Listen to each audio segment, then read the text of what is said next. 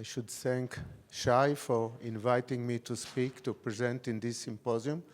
And I thank you all for coming here to have my presentation. Well, the topic is about defeathering, and indeed, towards the end of my talk, I will speak about defeathering. And we had a very nice, the previous presentation from Athens, Georgia, gave a very good introduction about defeathering. Mostly, in most cases, I speak to people who never saw a defeathering machine, but now, today, you got a nice coverage, so that will help me later on.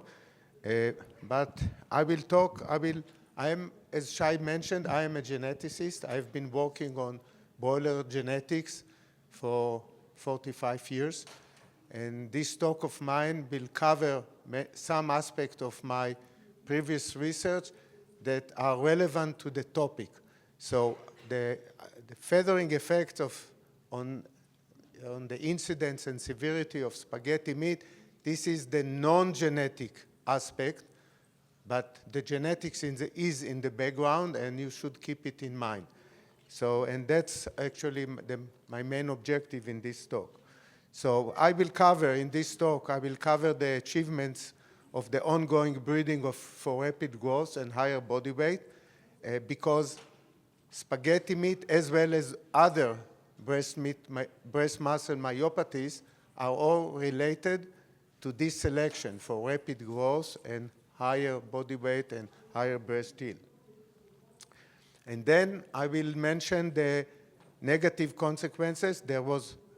Currently, we are talking or dealing mainly with breast muscle myopathies, but there were other negative consequences in the past related to rapid growth, and these are kind of defects that emerge. And at the time, each of them was almost considered as a selection limit. Like the industry would say, stop selecting for further growth because we have this defect and which affect our income or the production and consequently the income. But then there was a genetic mitigation of all these defects. And they overcome all these selection limits. So I will also talk about this, showing you how breeding, well, I'm in the academia, but I know what the breeding companies, the broiler breeding companies are doing, and I have a deep appreciation to this, and I think all of you should appreciate what they are doing, and I will demonstrate it here. And then the defect that is not genetically mitigated yet is spaghetti meat. This is quite unique, and therefore, there is a need for non-genetic mitigation of spaghetti meat. And my point is that the feathering should be controlled to the level that minimizing the spaghetti meat. And as I already mentioned, some main parts of this presentation are covering my 45 years of research on growth-related defects and their genetic mitigation. So the outlines will be, first I will talk about genetic elevation in growth rate, in feed intake, in meat yield, etc. And then I will talk about genetics of excessive fatness. This is a topic that I was working about since 1980 till about 1992, and this is the years of my work. And then I will mention genetics of leg problems. There is no years because I haven't done any work myself on this topic, but it is a very important example of growth-related defect that was solved or mitigated by the breeding companies.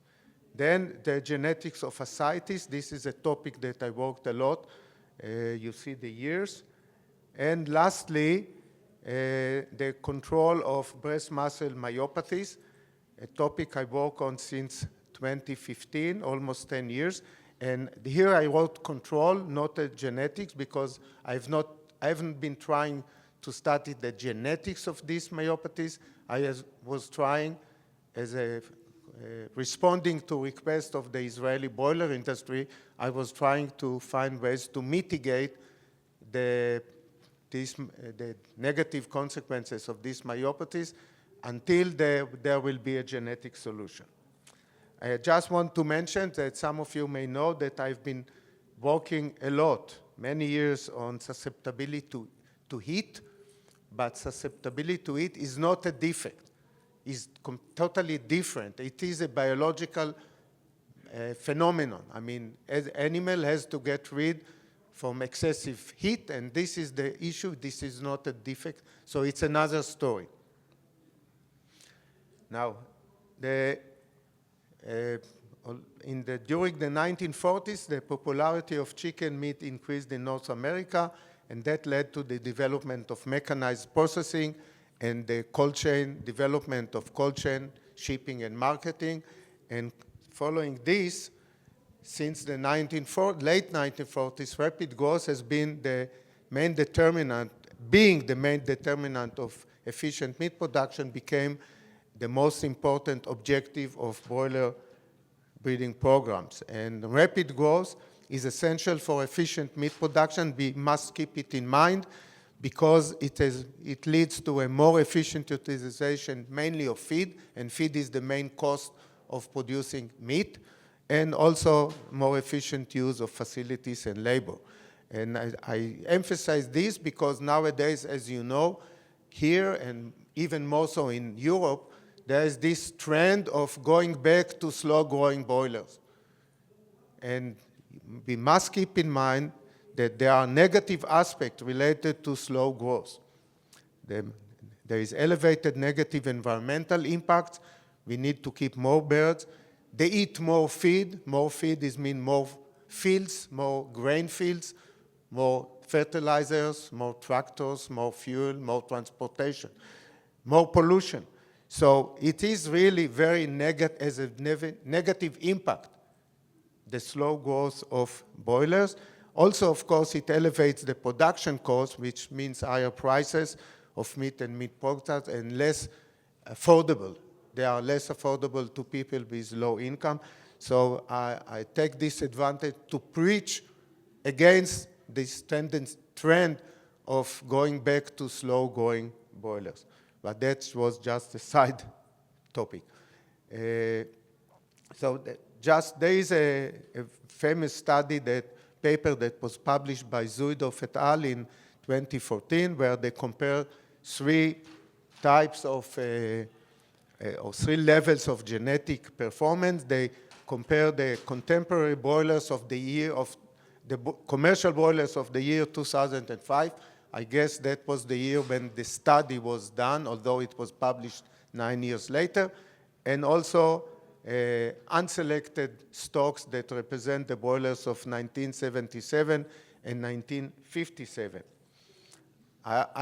From the data, that tabulated data in his paper, I made these graphs, and I added to this graph the average daily growth rate for each week interval, and because that really shows that the animals are not only heavier, they are growing faster, because typically they are not allowed, or sometimes they are going in the commercial industry above 4 kilo, but typically they are slaughtered earlier, but they grow faster, and the rapid growth is the stress for itself, or is a challenge. I wouldn't say stress, it's a challenge for the body, and that's what brings up the various defects that I mentioned.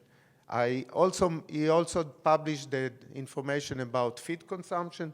So these are the feed consumption curves, and also here I put the average daily feed intake of each week, and it's obvious, of course, that rapid growth is driven by higher feed intake.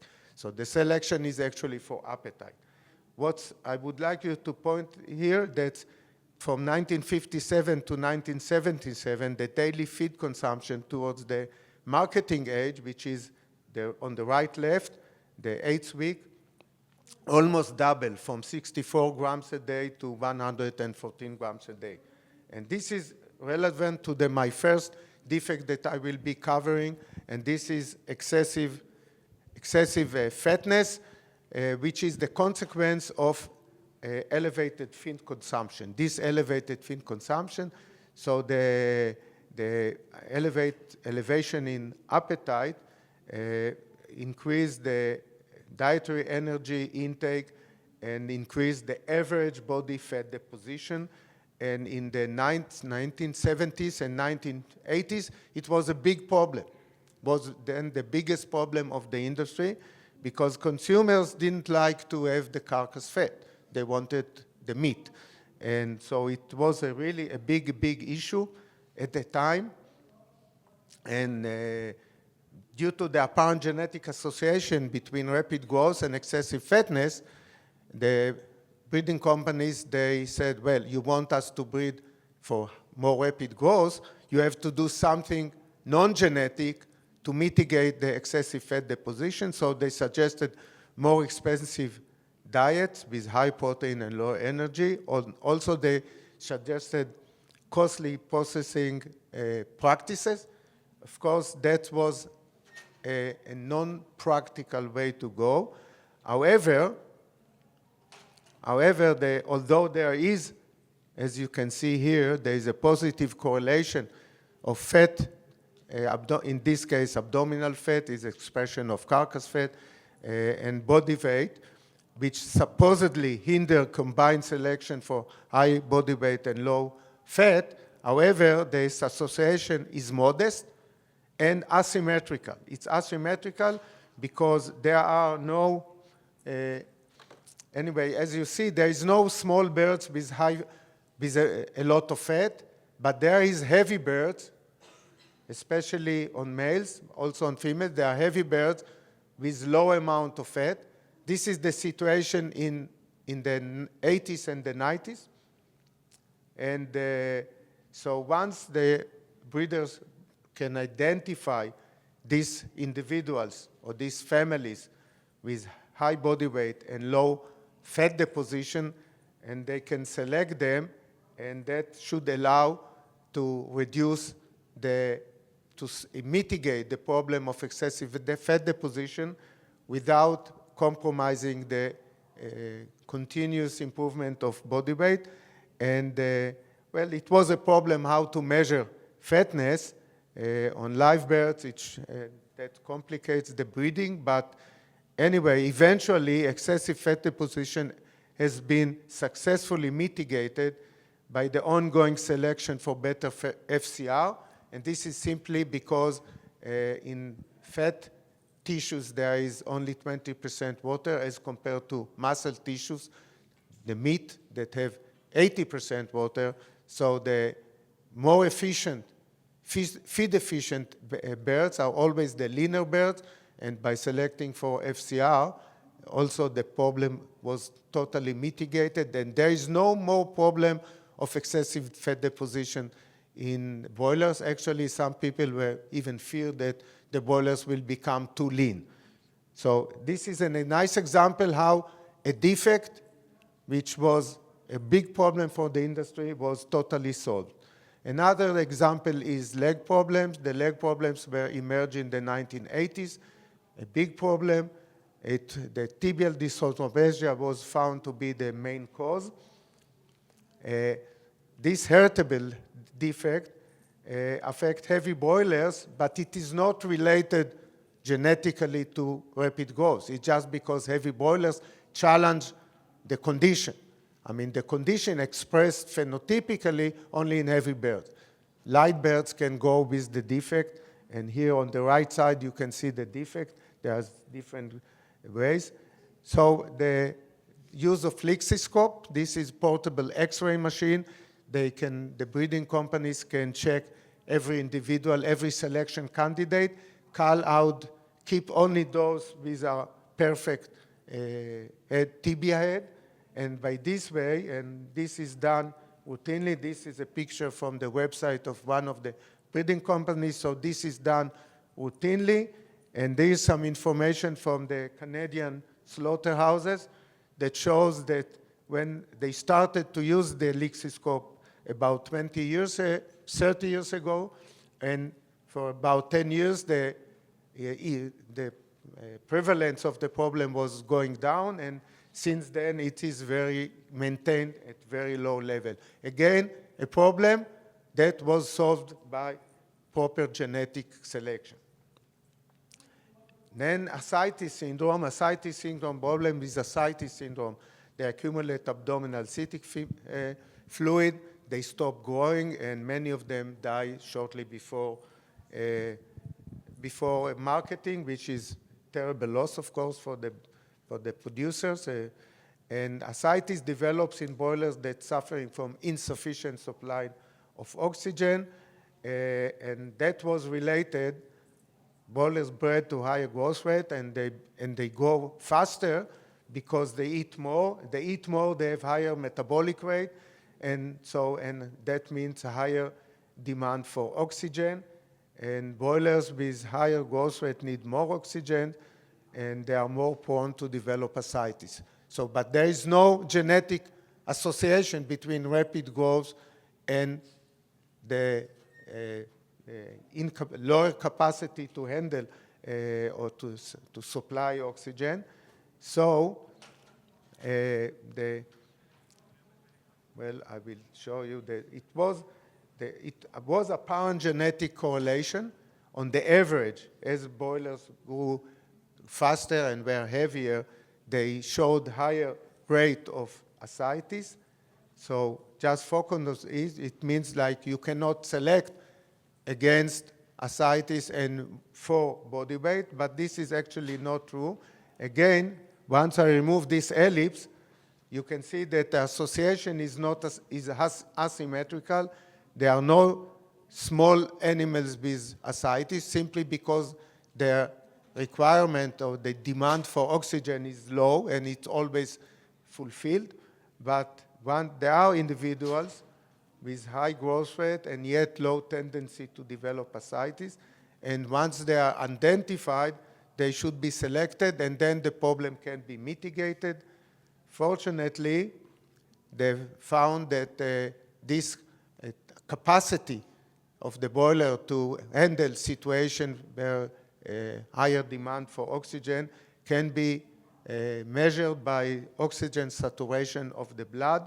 And this, again, is an example of they measure the saturation of individual, and they simply call out save only those with high saturation.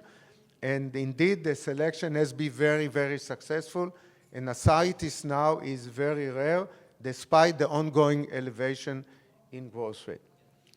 And again, results from data from Canada showing they monitor the case of ascites in the birds that arrive at the slaughterhouses, and the incidence is going down. It is now very low. And now to the new defect. The current defect of the last 10, 15 years is breast meat myopathies. And one of them is white striping that emerged already almost 20 years ago. The second one, and the most problematic one, is woody breast or wooden breast, which emerged about in the first reports were from 2011. And the last one of the three is spaghetti meat, that first reports are from 9 years ago.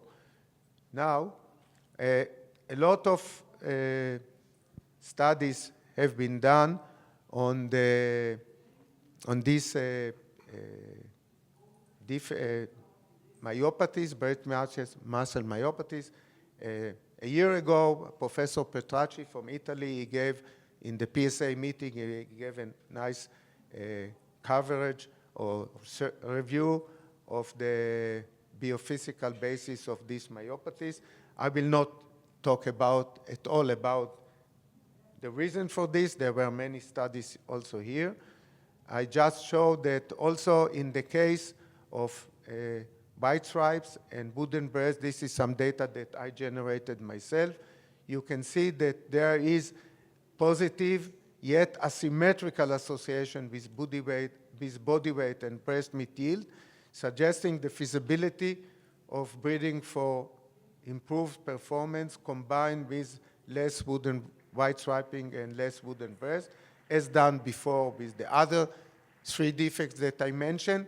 And indeed, the breeding companies were doing work on this, and there is the first paper with mentioning the potential of selection against this defect was published already in 2015, and I will not go to too much detail. I just said, I put what is written here, that this paper demonstrates the polygenic nature of these traits and the low genetic relationship with body weight, with processed weight, and with breast yield, which facilitate genetic improvement across all the traits in unbalanced breeding. So that was already written almost 10 years ago, and indeed for the 2 main myopathies, for white striping and wooden breast, it works quite nicely. There were some more publications on this, again mentioning that introduction or adding these 2 myopathies to the selection procedure was done in 2011, and they predicted that in 2018 they will see some improvement, and that started to happen. I mean, the prediction was very accurate, and nowadays there is some more papers about this. And indeed, by now, white striping and wooden breast is still there, but at very much lower incidence. So it's almost mitigated, totally mitigated simply by genetics, by proper breeding. Now, here I'm going to spaghetti meat.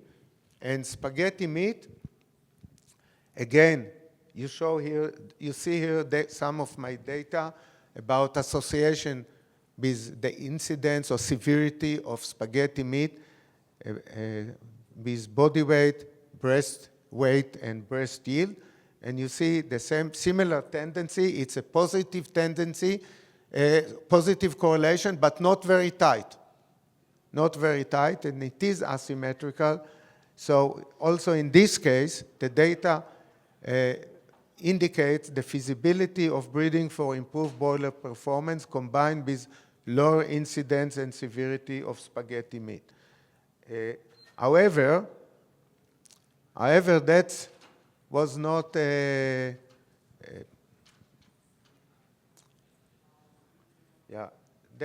has not been working so far, and this is data that I obtained from a processing plant in Italy, where they were monitoring in all their flocks. Altogether, there were about 1,000 flocks a year.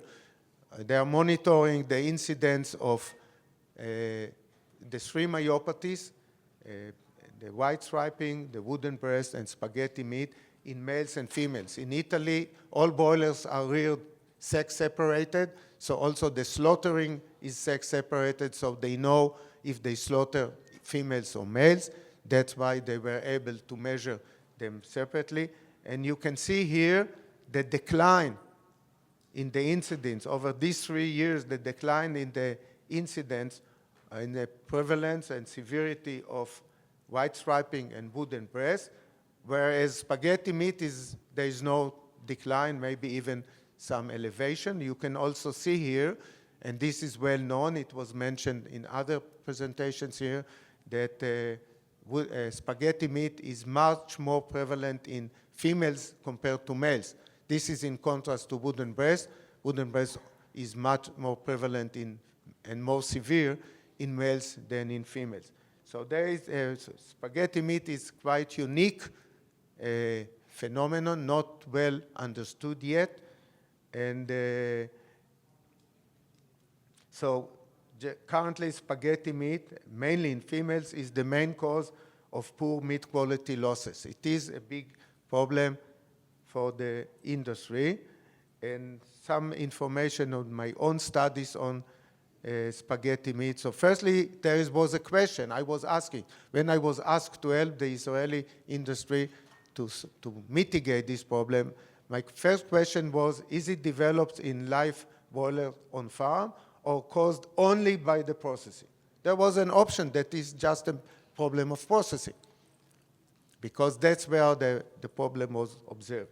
So we checked this, and we could detect in some that spaghetti meat, we could detect it in some live boilers, but at low incidence and moderate levels. So the problem develops already in the live animals, but it's a very, as I said, as it's written here, low incidence and especially very moderate level. So these findings suggest that the processing is the main cause of the high prevalence and severe cases of severe cases of spaghetti meat. So by examining the carcasses after each processing step, we found that the feathering is the main cause of severe spaghetti cases of spaghetti meat. So some words about plucking. Excessive plucking was already mentioned in one of the papers from the breeding company that they said the processing risk factors of these myopathies. This is, well, I don't have to say much about the feathering machines. It was nicely covered by the previous speaker. So following my observation or my assumption that the plucking machine contributes significantly to the severity of spaghetti meat, I did a trial in Israel. We took 200 birds, 200 females, 200 males from 5 farms, and we ran some of them on a complete feathering line, which has 7 machines in this processing plant. And on the other line, I just shut off and opened the last 2 machines, so there were only 5 machines. That was the difference. And here you can see the results presented for each farm separately for males, the upper part, the blue, and for females. And you can see that just by shutting off or reducing the total length or the total amount of being under these fingers, we reduce the incidence and severity of spaghetti meat by half in males, also in females. And as side effect, I would say as additional benefit, we also reduce by half the incidence of broken wings. So this is, which is also a loss for the industry. So actually, it was my observation that most processing plants are doing too much defeathering. And here's some pictures from Italy from a processing plant. And you can see that in total they have 4 machines. But before the 4th machine, the broilers were almost totally clean. There was no feathers at all. And there was another example, another plant with 7 machines.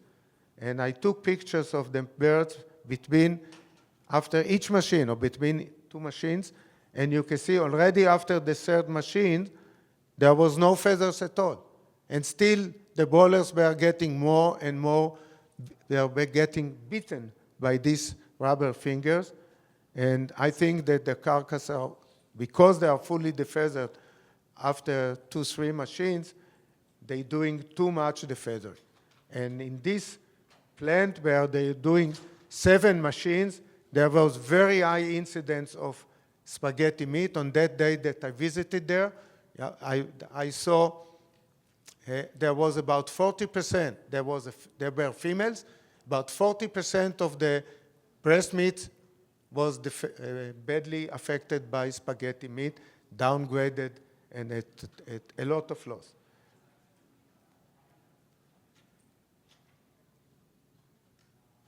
Okay, I will go. So how to reduce the feathering? The feathering can be reduced simply by having less machines, or, as you can see here, by shutting off the feathers, the fingers that rotate against the breast, because the breast, there is no problem of plucking. As the previous speaker showed, there is a problem with wing feathers, there is a problem with tail feathers, but the breast, there is no problem at all. And once each bank is controlled separately, as was mentioned before, you can simply shut off the fingers that are operating against the breast. And also, and then if there are few feathers left, these are taken in Spain. They are not, they just simply put a worker or two workers that pull by hand the excessive feathers.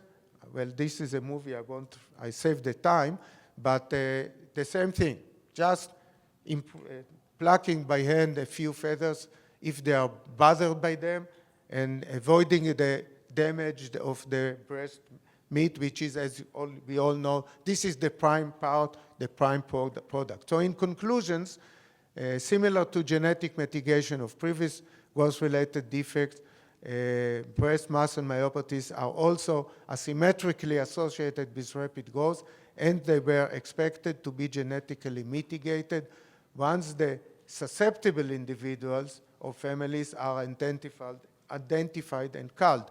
White striping and wooden breast were integrated into balanced broiler breeding programs about 12 years ago, and by now their prevalence and negative economic impact have been significantly mitigated. Spaghetti meat, due to its later emergence and due to the difficulty to accurately identify no spaghetti meat individuals or families, has not been mitigated yet, but genetic mitigation can be expected within several years. That's my prediction, or it's more than gut feeling. Meanwhile, the incidence and severity of spaghetti meat in processing plant can be substantially reduced by less aggressive feathering. And that's important mainly on females that are slaughtered above 2 kg. And on the other hand, and that's for the breeding companies, also for scientists who study spaghetti meat, aggressive defeathering can help to identify the true no spaghetti meat individuals or families. Because once you take sample breast in the processing plant and those breasts without spaghetti, you are not sure if this is a true, that maybe they just by chance avoided to be overbeaten in the machines. So the best way to do research on spaghetti meat, if you want to find the most susceptible individuals, you have to go to the live birds in the broiler house before they are beaten. Though they show spaghetti meat at that time, they are the most susceptible ones. And if you want to find those who are truly resistant, or then you have to do aggressive defeathering and find those that do not develop a spaghetti condition. They are the true resistant ones. Well, thank you.